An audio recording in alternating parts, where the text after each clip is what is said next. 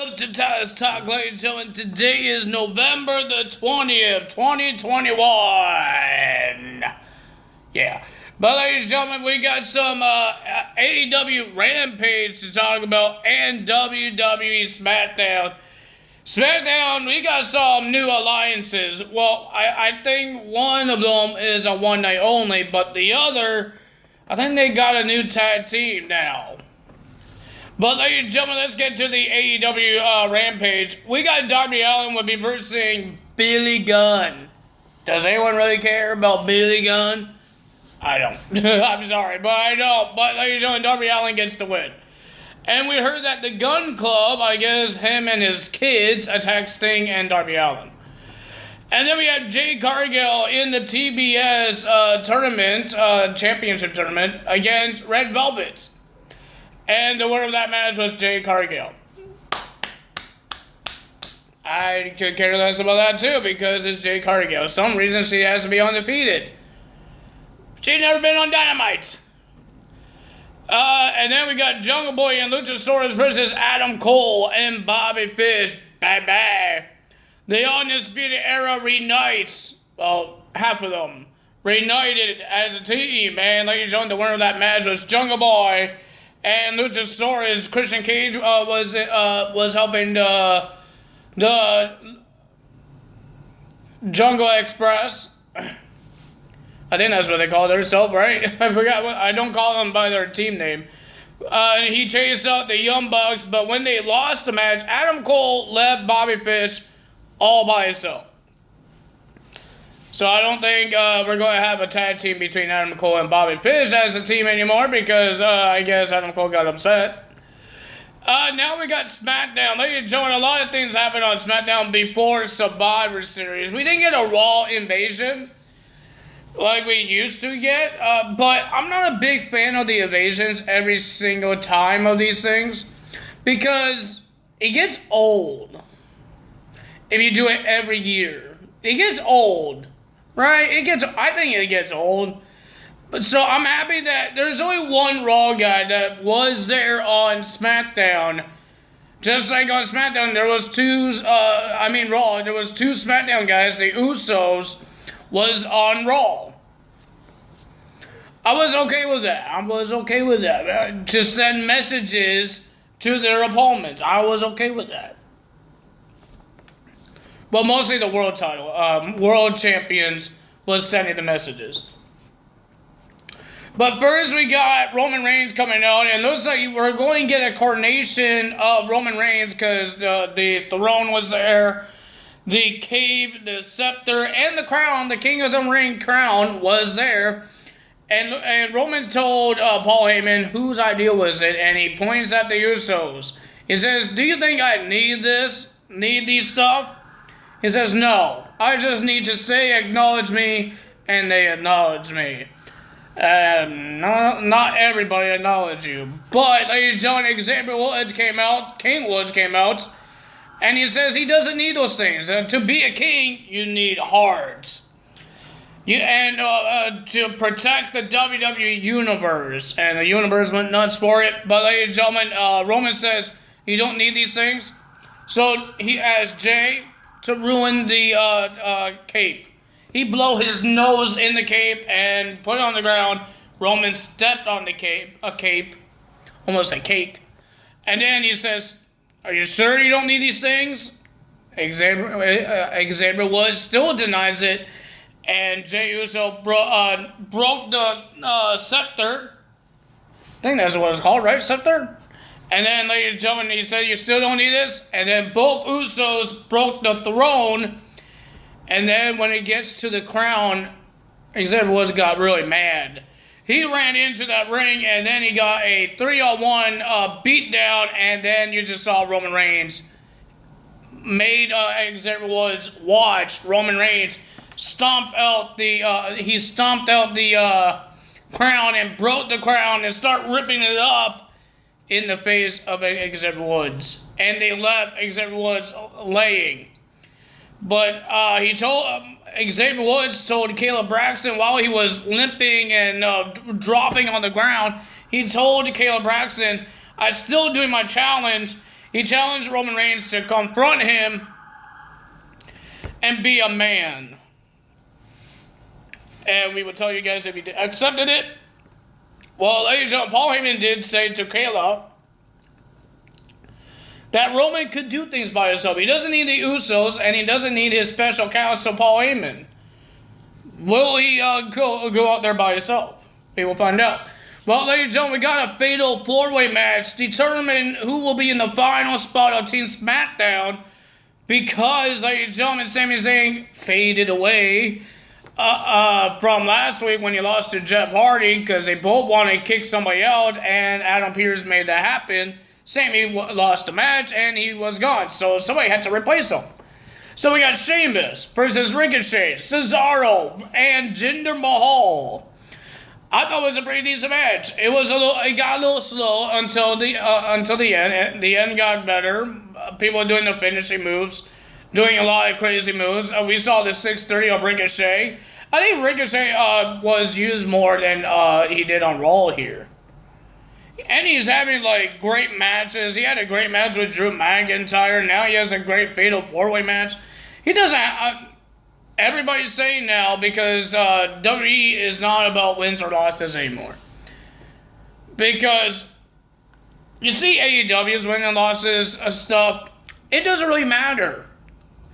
Did Hangman Adam Page get more wins than while he was gone for a couple of months? He didn't win a lot of matches, and then he becomes the #1 contender.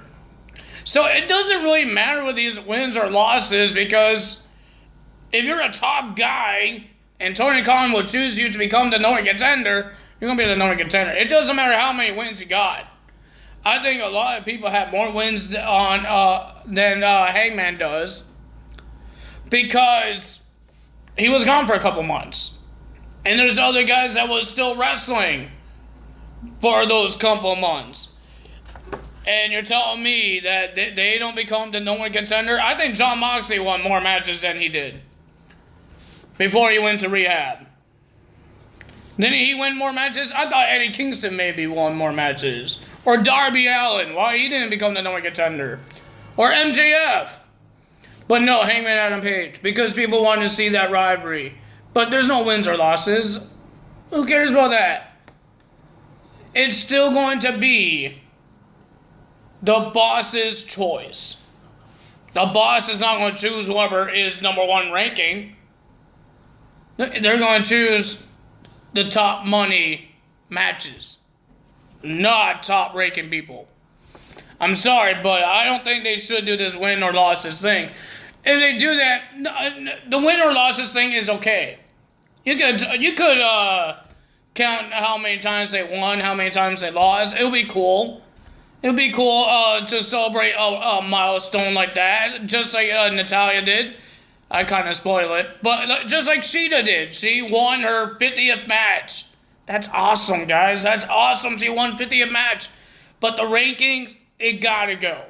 Gotta go, because it's not working. Because I don't believe when Kenny Omega won the world title, I don't think he's the #1. Was he the #1 ranking? Maybe it was. Maybe he got jumped because he's the EVP of the company. So yeah, maybe that's what it is. But the ranking of AEW needs to go away. I don't mind the win or losses because the milestones of how many times you win. If you win 100 times, that's amazing. If you lost 100 times, that's not amazing, but you know what it means.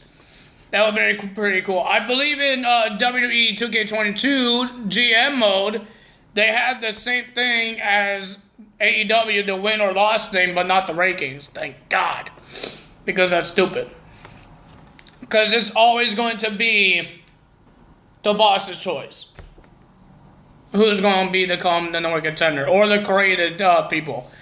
It's the big money matches that they're going to choose. They're not going to choose Ibu if he has more. If he's #1 ranking for a TNT title, you think he's going to have a great match with Sammy or a great match with Hangman? No. But there's a lot of people that actually could have great matches, but there's some people that won't have, and that's not big money. Until they work more and more and get some momentum, they will have it. But there's a lot of people that doesn't have that momentum, and it's not going to get that title shot. Sorry, my phone was making weird noises. Got a notification. So, ladies and gentlemen, we got this fatal 4-way match. It was a pretty decent match. But the winner of that match, with the little help of Ridge Holland, Sheamus gets the win. Ridge Holland helps Sheamus win this match. And Ridge Holland, I guess Sheamus is his idol and helped him to become a wrestler back in the day, I guess. And now, ladies and gentlemen, Ridge Holland and Sheamus is a team. That's pretty cool. I think that would be an interesting team. 2 heavy hitters. I don't know if it's going to be better than The Bar, him, and Cesaro. But maybe it will be an interesting tag team. They got rid of a tag team, Hit Row, and now they're going to replace them with Ridge Holland and Sheamus. I think a lot of people could team up with Sheamus. A lot of people. They have great matches teaming up. Then we had Shayna Baszler and Natalya versus Naomi and Leah. Ladies and gentlemen, Sonya Deville is still hating on Naomi. And now Aaliyah is part of this thing because she knows Naomi. She's friends with Naomi. This match wasn't long because, ladies and gentlemen, Natalya went for the pin while Shayna slammed Naomi's head on the ground, and then Natalya went for the pin, and the referee... Fast count. I shouldn't have done that because my brother's sleeping. Sorry, brother. But a fast count from this referee, and we heard in the backstage, Sonya ordered this referee to do that. But no, when the referee confronted Sonya, she said, "Who the hell are you?" She doesn't work. She doesn't talk to crooked referees. But she did order the referee to do a fast count. I guess she threatened her, or threatened her job, or whatever. Because that's what Sonya could do. That's her job. Her job is the general manager of WWE Smackdown. I think just Smackdown. No, she's the general manager of both Raw and Smackdown. But Michael Cole been calling her the general manager, so I guess she changed her name to general manager. But ladies and gentlemen, this referee, I don't think Naomi and Aaliyah will be happy with this. Because I think she watching backstage and what you just said to Sonya. Aaliyah did not deserve that. Even Aaliyah was so surprised. And ladies and gentlemen, will Aaliyah turn heel on Naomi if Sonya Deville asks her to? Because the referee did it. Will Aaliyah do it? We will find out. I think that will be an interesting tag team as well, Naomi and Aaliyah. Shayna and Sonya will be a good tag team, but I wish Sonya was a wrestler. We got Jeff Hardy versus the Jester. He's not a jokester. I'm sorry. But we got Jeff Hardy teaming versus Madcap Moss. But Madcap Moss has Happy Corbin in his corner. But Jeff Hardy says, that's not fair. You know what? I should have somebody in my corner. And I believe he's like the team captain of Team Smackdown. Drew McIntyre was in the corner of Jeff Hardy. And ladies and gentlemen, Jeff Hardy gets the win. Happy Corbin trying to get himself involved. Didn't work out, but ladies and gentlemen, the winner of that match was Jeff Hardy with a roll-up. Getting the win. Good job. Then we have the Intercontinental Champion versus Angel. They changed his name to Angel only, not Angel Garza anymore. And it was an okay match, but the winner of that match was Shinsuke Nakamura. Good job for him. Then we got Sasha Banks versus Shotzi in our main event. It was a little botchy. But ladies and gentlemen, I thought it could be a better match, but I believe it's because of Team SmackDown, all this stuff. And they're not trying to hurt each other, or it's not really, I don't know, but it was a little botchy. It got a little better in the end, but the winner of that match was Sasha Banks with the tap belts. But Sonya Deville, before the match in backstage, she told Shotzi and Sasha, after this match, you guys better shake hands after the match, because they're on Team SmackDown. So after the match, Shotzi and Sasha did shake hands until Sasha Banks did a backstabber. She did what she had to do. She shook hands. She told Sonya, I shook her hand. I will see you guys on Sunday. And then, ladies and gentlemen, we have the segment between King Woods and Roman Reigns. King Woods called out Roman Reigns. He said, "Bring out your butt. Bring your butt out here." Roman Reigns did come out, but ladies and gentlemen, he still had Paul Heyman in his corner. And then you just hear Paul Heyman pointing at the Titantron, saying, "Usos." I guess the Usos was supposed to come out and do a 3-on-1 handicap onto Xavier Woods, but the Usos did not answer. They weren't coming out until we just saw one Uso flew out of the Titantron. I guess somebody threw him out there.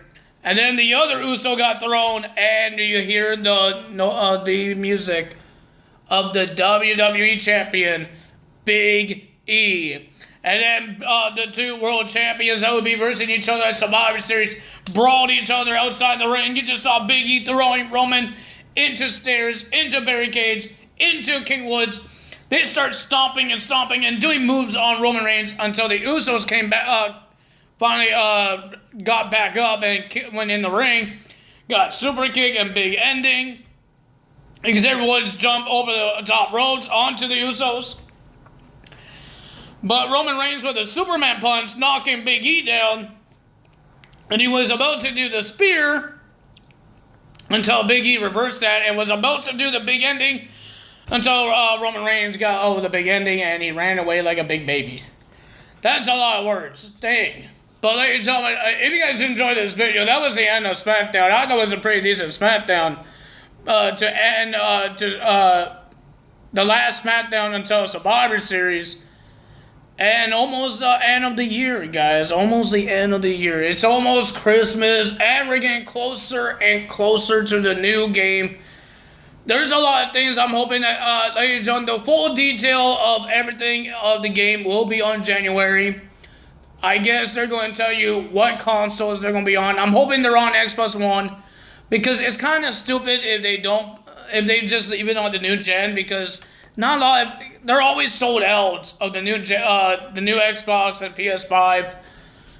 So you're not going to get a lot of money on it, because if 2K wants to get money on this, you need to have put on a console that everybody has. Everybody has Xbox One and a PS4. I don't care if this is the last game for Xbox One. I don't care. But I don't think, because we didn't get one on last year. We got Battlegrounds. No, I didn't care for Battlegrounds. Who in the world cares about Battlegrounds? Some people cared, some people didn't. I'm one of the people that didn't care about this game. I didn't buy this game. I'm waiting for 2K22 to come out, alright? I'm playing 2K20, waiting for 2K22, because Battlegrounds, I'm not interested into like a Mortal Kombat arcade game. I want to see wrestling games. I want to actually make my own show, my own wrestling show, because, ladies and gentlemen, I can't do it in real life. I could do it in the game. Battlegrounds, you can't do that. They don't have all the matches that 2K20 has. Like, do they have ladder matches? Do they have first blood matches? Can you put titles on the line? I don't know, but I'm hoping this game, because I have an Xbox One. I hope this game comes out for Xbox One and PS4 and the other gens, because those gens came out too, so if you have those, you can still get it. But I'm hoping it's on Xbox One. I don't care if it's the last time they put on Xbox One or PS5. Like the 2K17 was the last game that they put on Xbox 360. I'm hoping that 2K22 could be the last one, or maybe they keep on going. But I'm hoping I could get this game. So I'm going to keep my my eyes, because I'm going to read I'm not going to watch the video, but I'm going to read some of the notes here. And most of it I care about is what console. Because I don't care about anything else, because I need to see it for myself. It's great on video, but I want to see it for myself. So I don't really care for the other things. G mode, not a big fan. I didn't really care for it. Universe mode, I'm happy that they have that. Something about faction mode. I guess you could create your own faction or tag team, because you could do on your tag team. But maybe it's a different thing. Maybe it's another like a little story that you could make your own faction, win a whole bunch of faction matches. You don't know. I want to play as the new wrestlers like Kaylee Ray, first time ever being on the game, Dominic Mysterio, Walking Wild. I was a big fan of this guy. I'm still a big fan. I got the burps. I'm still a big fan of this guy. And he's getting his first game. That means we could have Santos and Raul Medusa in this game. They weren't confirmed yet. But the picture of Walking Wild on the website looks like he is part of the Phantasma guys. I call them Phantasma guys. I know that. I know they're not called Phantasma guys, but I call them Phantasma guys. But ladies and gentlemen, I will love to play this game. If it's better than 2K20, I will love it. If it stopped crashing, I could download most of the guys I want to download. Because you can't download people on 2K20 with a lot of logos. Because the logos doesn't show up. That's stupid, but it is what it is. I could deal with it until 3 months. December, January, February. 3 months, I had to count it out. 3 months, I could deal with it. Until 3 months. I can handle that. I still have 2K18. I still have 2K19. If something really bad happens to 2K20, I could play those games. But, ladies and gentlemen, that's all for me today. If you guys enjoyed this video, hit the like button, leave a comment below, hit the subscribe button, hit that notification bell. I will see you guys on tomorrow. Sunday morning, Sunday day, and Sunday night. Because, ladies and gentlemen, we do have Impact Wrestling's Turning Point happening. And WWE Survivor Series happening. If you guys enjoyed this video, you know what to do. That's all for me today. Tyler's out. Bye!